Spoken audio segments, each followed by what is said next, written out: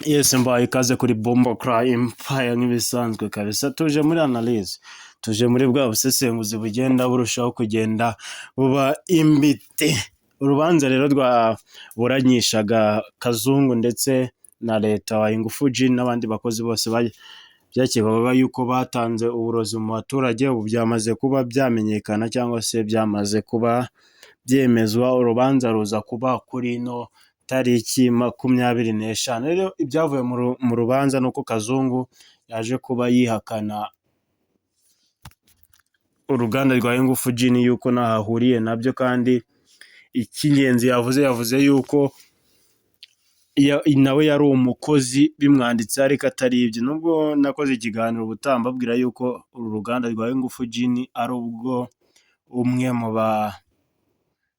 basirikare bakomeye mu gisirikare cya RDF, kuko bivugwa yuko we yari ahari nk'umuntu utarize cyangwa se nka ambassador, kugira ngo bigaragare mu myanzuro cyangwa se mu nyandiko, ariko yaje kuba avuga yuko agomba kuba yarekurwa agatanga miliyari 1,900,000 z'amafaranga y'u Rwanda kugira ngo aze kuba yajya hanze. Yavuze yuko afite ikigo cy'amashuri ndetse n'amahoteli agomba kugenda akabikurikirana kugira ngo ibintu birusheho kugenda neza. Niyo mpamvu ubwo urumva kuba yatanga hafi miliyari 2 ziburaho miliyoni 100 kugira ngo zuzure miliyari 2, urumva yuko amahirwe menshi nuko ashobora kuba yajya hanze nawe akidegenza n'abandi, akaza kuba aburana cyangwa se akazayitaba urukiko ari hanze. Ariko icy'ingenzi cyaje kuba kivugirwamo cyangwa se icyo ukwiye kumenya nuko yaje kuba yihakana uruganda rwa Ingufu Jean. Ubundi we yavuze yuko nahahuriye nabwo.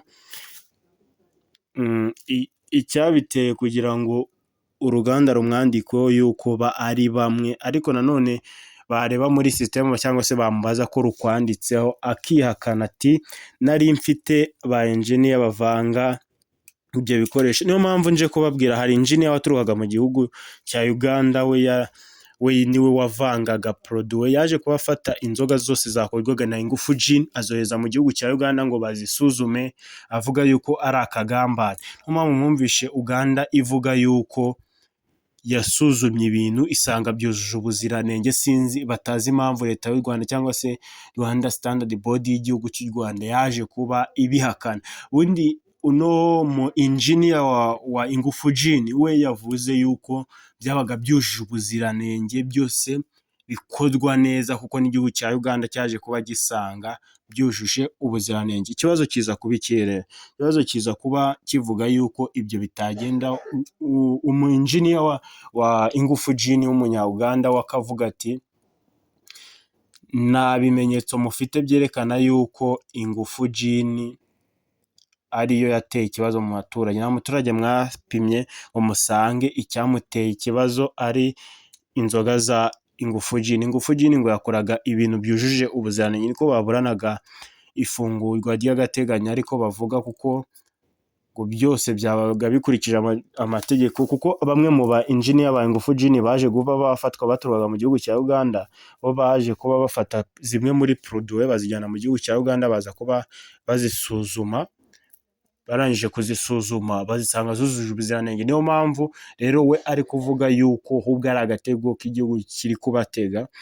Tugarutse kuri Kazungu akavuga ngo njyewe naho muriye n'Ingufu Jean ntago ndi uwaye. Ubwo urumva turacyategereje isomwa ryabo, ariko twaje kuba tuganira na bamwe cyangwa se tugendeye ku bimwe bari kugenda bavuga nk'abanyamakuru cyangwa se bamwe mu bize amategeko, baza kuba bavuga yuko amahirwe menshi uno mugabo aza kuba yarekurwa. Reka tugumye tubane muri ibi biganiro, njyewe kandi subscribe wowe tubanye bwa mbere kugira ngo ibiganiro nk'ibi ngibi nuka bitangwe.